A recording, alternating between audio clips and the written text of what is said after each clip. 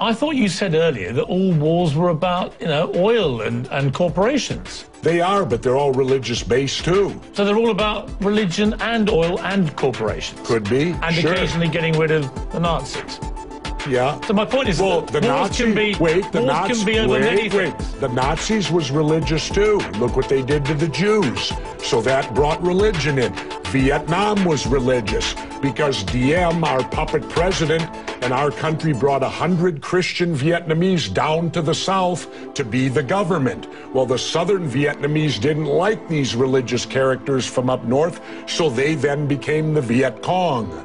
So all wars, pretty much in my lifetime, have had some religious basis, but certainly big business gets in there because wars are very profitable to certain big businesses. And of course, big business needs to be in the Middle East so that we can get the oil out of the Middle East, so we can get the lithium out of Afghanistan. You know, they discovered a vein of lithium there they say is worth $1 trillion. Well, what is lithium used for? Every cell phone, computer, and soon to be electric cars. Let's talk about why we're really there. We're not there. How does any of these wars affect our freedom in any way?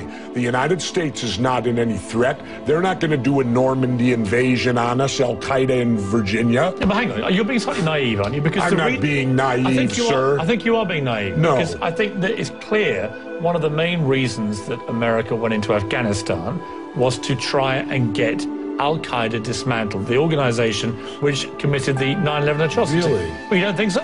Well, how come Al-Qaeda put the heroin business out? They took all the poppy growers and stopped the production of heroin. What would you have done? Wait, now how much of that illegal heroin was propping up the international banks with laundered money, and when it dried up, the first recession happened? Well, now that we're back in there, we aligned with the poppy growers, and the heroin business is back up full swing again.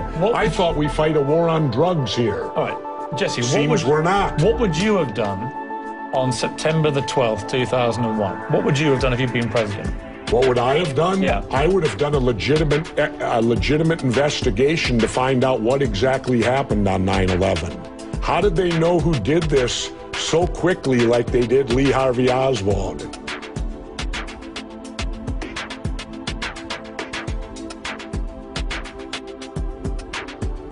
Well, they were struck in a bomb attack which was certainly planned by Osama bin Laden, the Saudi Arabian terrorist leader who is currently living in Afghanistan. Certainly planned by Osama bin Laden. Certainly planned by Osama bin Laden.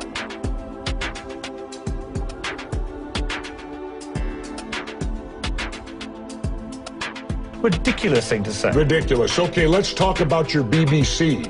I have a tape of a BBC reporter broadcasting directly back to England talking about a third building has collapsed. World Trade Center Building 7 talks for 7 minutes. All the while she's talking, World Trade Center Building 7 is still standing right behind her. It didn't fall for another half hour, yet they were doing a pre-broadcast back to England that, yes, it's true, you need to that this building fell and it hadn't fallen yet. Well, only really what you already know. Details are very, very sketchy. There's almost a sense downtown in New York behind me, down by the World Trade Centers, of just an area completely closed off as the rescue workers try to do their job. But this isn't the first building that has suffered as a result. We know that part of the Marriott Hotel next to the World Trade Center also collapsed as a result of this huge amount of falling debris from 110 floors of the two twin towers of the World Trade Center. As you can see behind me, the Trade Center appears to be still burning. We see these huge clouds of smoke and ash.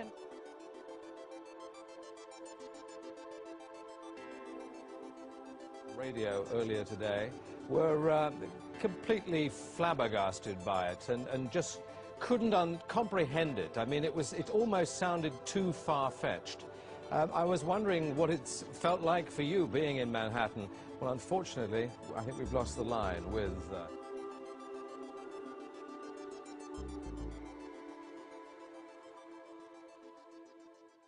Trying to make out the British Broadcasting Company, one of the most respected news organisations in the world, was inventing huge buildings falling over. You need to have a break, Jesse. We'll come back after the break, and we'll talk about Israel and Iran. Are you kidding me? This is a fact, my friend.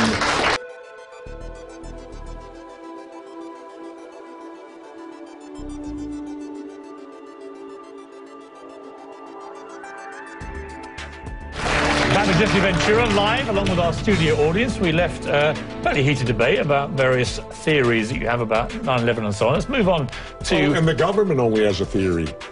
Right, well, the government has... No, this is a theory. Their theory is 19 Islamic radicals, armed with box cutters, defeated our multi-billion-dollar air defense system, all while conspiring with a bearded guy in a cave in Afghanistan. That is exactly what happened. That's their theory. No, that's not a theory, it's a fact. That's their theory. No, Jesse, that's a fact. That's what happened. Really? Yes, I'm sorry to kill your conspiracy theories, but that is what happened.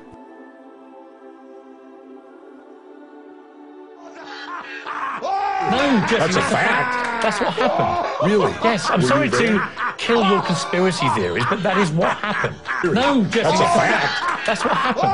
Really? Yes, I'm sorry to kill your conspiracy theories, but that is what happened. No, Jesse, that's a fact. That's what happened. Really? Yes, I'm sorry to kill your conspiracy theories, but that is what happened.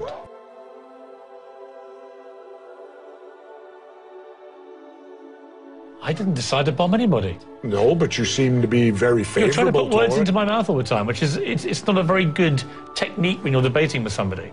Just stick to facts. How many political offices have you held?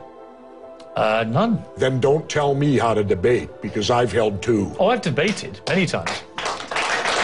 But you've never won an election where a debate was required. I think you make some very sensible points, and you make some crackpot points. That's your opinion? Yes.